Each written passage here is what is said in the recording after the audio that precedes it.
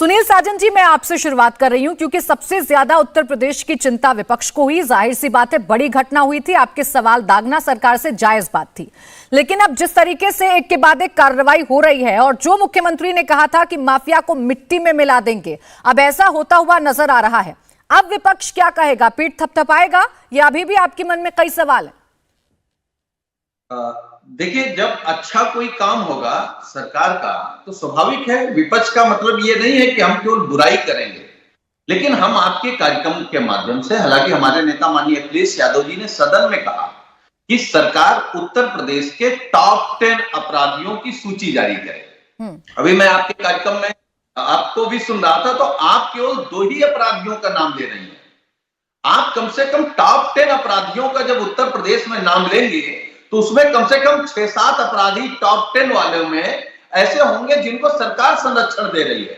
तो हम, और ये बात हम स्पष्ट कहते हैं, कई बार हमने कहा, फ्रीडम ऐप से सीखकर आप मधुमक्खी का पालन करते हैं क्या?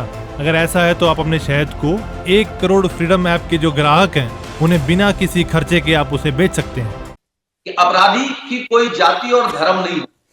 अपराधी सिर्फ अपराध करता है, हर व्यक्ति के साथ करता है।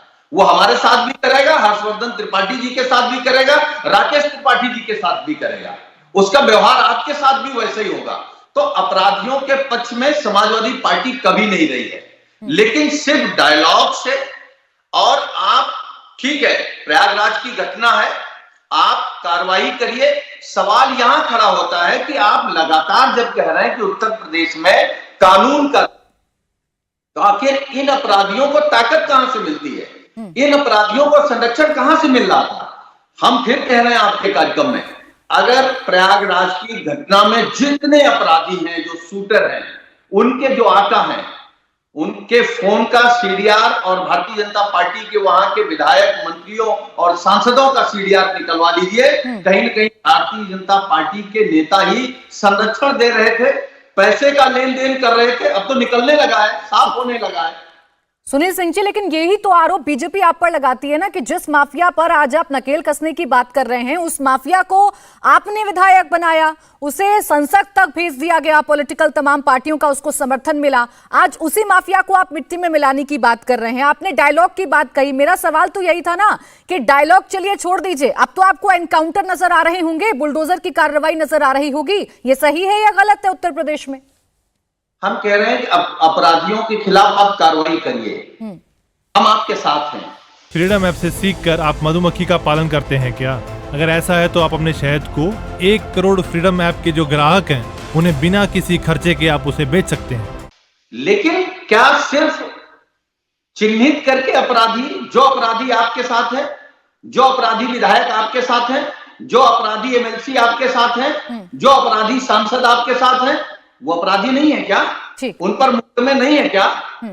तो अपराधियों, ठीक, ये आपका सवाल जायज है। राकेश त्रिपाठी जी से मैं सवाल का जवाब ले लेती हूं, लेकिन एक बार और स्पष्ट कर दीजिए सुनील सिंह जी, अभी जो बुलडोजर चल रहा है और जो एनकाउंटर हो रहे हैं उसमें समाजवादी पार्टी सरकार के साथ है। आप कह रहे हैं कि बिल्कुल ठीक कार्रवाई हो रही है उत्तर प्रदेश में?